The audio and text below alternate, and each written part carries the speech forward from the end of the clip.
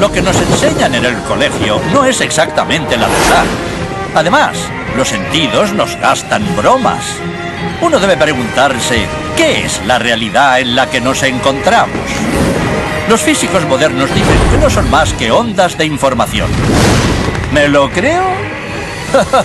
Eso espero. ¡Oiga! Así que hago magia en la cancha. Sí, yo siempre escojo primero al niño prodigio. El doctor Quanto dice que todo el mundo tiene poderes mágicos, que todo el mundo los usa, que los usa siempre. Cada vez que uno mira. Y aquí tenemos al padre de todos los misterios cuánticos, el experimento de la doble ranura, que tiene muy mala fama. Para entender este experimento, primero tenemos que ver cómo actúan las partículas o las bolitas de masa. Si disparamos al azar un objeto pequeño, canicas por ejemplo, hacia la pantalla, vemos reflejado un patrón en la pared de detrás en la que han rebotado tras pasar por la ranura. Y ahora, si añadimos una segunda ranura, lo lógico es esperar ver una segunda franja en la pared de detrás. Ahora, probemos con ondas. Las ondas alcanzan la ranura, se propagan y llegan a la pared de detrás, donde tienen mayor intensidad justo enfrente de la ranura. La franja de resplandor demuestra precisamente esa mayor intensidad. Es un efecto similar al de la franja que dibujan las canicas. Pero cuando añadimos la segunda ranura, ocurre algo distinto. Si la parte superior de una onda choca con la inferior de otra, se eliminan entre ellas.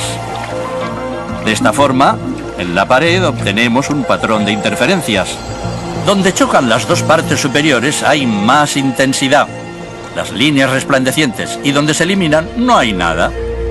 Así pues, cuando lanzamos algo, es decir, materia, a través de dos ranuras, obtenemos esto, dos franjas de golpes. Pero con ondas, el resultado es un patrón de interferencias con muchas franjas. Muy bien, de momento. Vamos a ponernos cuánticos. Un electrón es un pedacito minúsculo de materia, como una canica diminuta. Lancemos una ráfaga a través de una ranura. Se comportan como las canicas, solo una franja.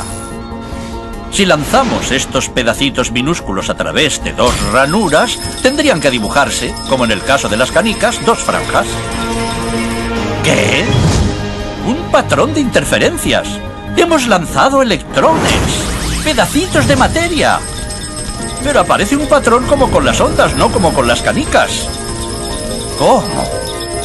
¿Cómo pueden trozos de materia generar un patrón de interferencias como una onda? No tiene sentido. Pero los físicos son muy inteligentes y pensaron, quizá las bolitas rebotan unas contra otras y crean ese dibujo. Y decidieron lanzar los electrones de uno en uno. Así no podían afectarse unos a otros.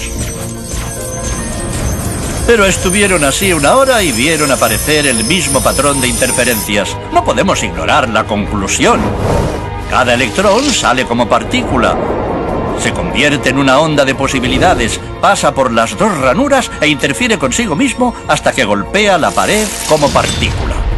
Pero matemáticamente es aún más curioso. Pasa por las dos ranuras y por ninguna.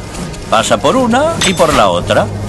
Todas estas posibilidades están superpuestas las unas con las otras. El experimento desconcertó muchísimo a los físicos, tanto que decidieron mirar con atención para decidir por qué ranura pasaba en realidad el electrón.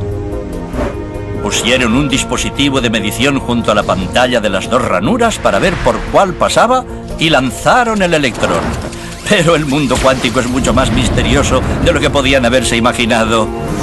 Cuando miraron, el electrón volvió a comportarse como una canica pequeña. Dibujó un patrón de dos franjas, no un patrón de interferencias. La misma acción de medir u observar por qué ranura pasaba conllevó que solo pasara por una, no por las dos. El electrón decidió actuar de manera distinta.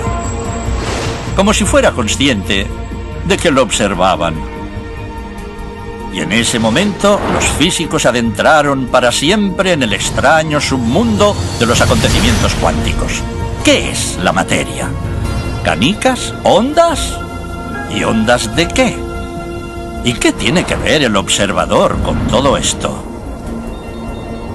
El observador destruyó la función de onda con solo mirar.